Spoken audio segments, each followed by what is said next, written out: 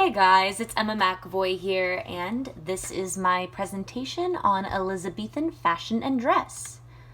Okay, so for a quick history of the Elizabethan era, it began in 1558 when Queen Elizabeth's father, Henry VIII, passed away. He was the former monarch of England, and it ended when Elizabeth died in 1603.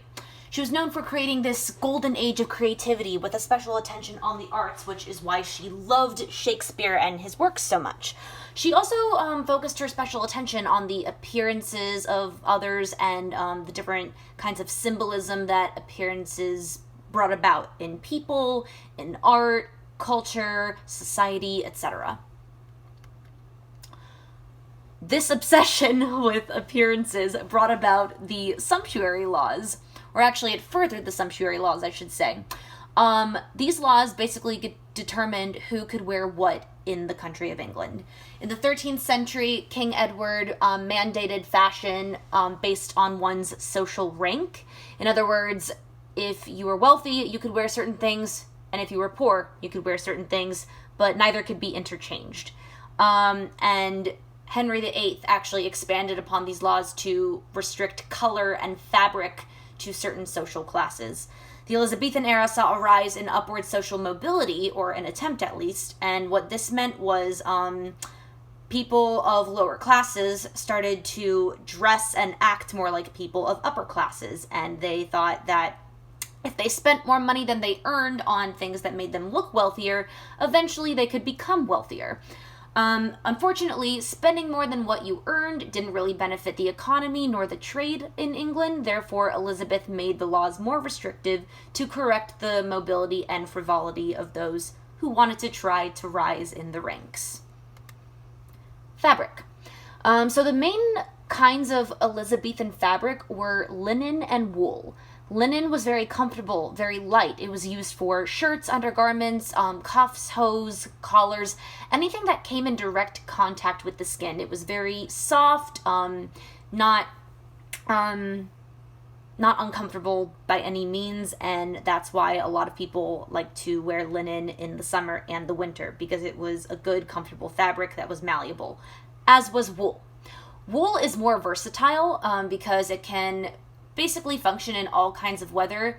They didn't have raincoats back then, and wool served as a quasi raincoat in that it was really good in defending against rain versus absorbing it and getting the person wet. It was also really good for keeping a person warm and cool depending on the season. It was typically used for outer layer clothing like coats, skirts, etc. Finer and more fashionable fabrics in Elizabethan England consisted of silk, satin, and leather. Obviously, these were more fine and fashionable because they were more expensive. Silk was used for finer shirts, and satin was used for outer layers. So, same thing, sleeves, bodices, skirts, even doublets, which were tight-fitted men's jackets. Also, taffeta and velvet were used in conjunction with satin as a way of intertwining patterns to create a more fashionable look. Leather was mainly used for men's accessories in shoes, belts, gloves, and doublets. Okay, so I created something called the hierarchy of color because there was one back then. The most common colors in Elizabethan England fashion were gray, brown, green, yellow, blue, and red. However, if you wore a color that was a little more muted, such as gray or brown, it was automatically associated with being poor. If it was bold, bright, you were automatically associated with being rich, or at least more rich. So basically, the two colors that were most associated with wealth were bright red and black. They're very bold, they're very powerful, they kind of speak at different symbols of passion and fire. Also, Elizabeth really liked black. Therefore, the nobility really liked black. She sort of dictated various fashion trends, such as black velvet becoming a very popular trend with the wealthy. And also, rutted red was more muted. So even though it was the same color family as the bright red, because it was more muted, it was automatically associated with the poor. Blue was also associated with the poor because that was just a color that more servants wore. And a lot of these colors were derived from various fabric dyes, which is what made certain colors more expensive and rare to get than others. Okay, Elizabethan women. Basic clothes of the Elizabethan woman were fitted bodices, petticoats, and skirts worn on top. They also started with a smock, which was a light layered dress, so to speak, that protected them from bodily oils or sweat because there was no deodorant back then. So, the bodice. The bodice served as a bra, girdle, and vest combination, keeping the upper body warm and supported. Also creating a nice hourglass silhouette shape. Shape was a very important element in fashion back then, especially for the ladies. So a more fashionable, wealthy look was a gown, which actually was a bodice and skirt sewed together, a farthingale, which was a trendy underskirt, puffed sleeves, and ruffs, which were basically stiffer collars at the top of the neck. Shoes were flat-footed and decorated with a lot of jewels and different ribbons. Very pricey. Wealthier women wore a lot of white powder and pigment on their face, a little bit of rouge on the cheeks, and red lips to give them a little more of a specific vampiric look. The Elizabethan men. For bottoms, they wore hose, which were tights, and breeches, which were pants. On the top, they wore linen shirts, doublets, which I already said were the fitted jackets with the stiff skirts that skirted out. As you can see in both pictures, it kind of juts out, covering the top of the groin. And they would also wear an overcoat or a cape, just depending on what they were doing. For accessories, they wore gloves, hats, leather belts, typically with a rapier, which was an Italian sword, or a dagger. It just depended on what social class you were. And if you were a wealthy man wearing a dagger, you were typically only going to wear it for show. You were never going to use it. Versus lower class men probably would have used it in street fights. The shoes were also flat, typically leather.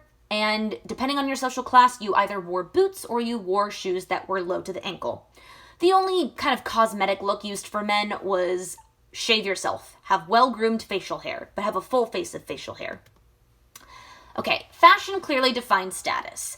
So, upper-class women had stiffer bodices, ruffs, gowns, ornate fabric, and jewelry because they wanted shape and opulence.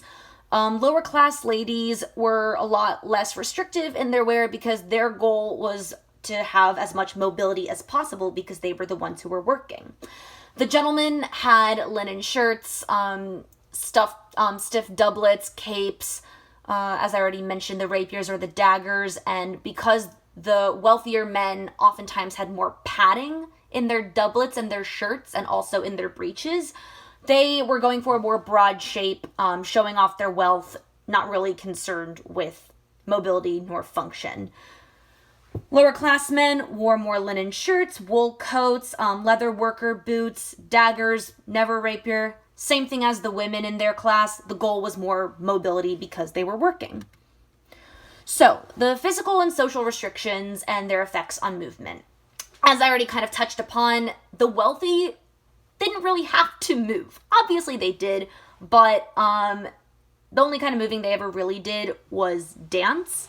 So essentially they wore a lot of padding, a lot of really tight layers, so they didn't really have a whole lot of mobility versus the lower class had to work, had to move a lot, therefore had less layers, lighter clothing, and a whole lot more room to move in their clothes.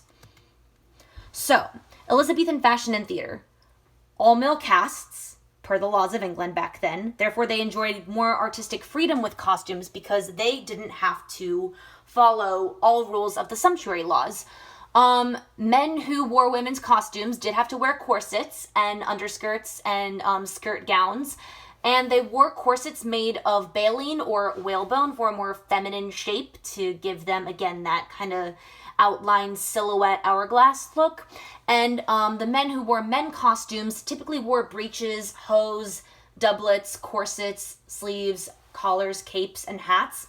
And the whole idea of the corset was that everyone was really used to wearing something pretty tight, so it ended up working out. And that is my presentation on Elizabethan fashion. Thank you.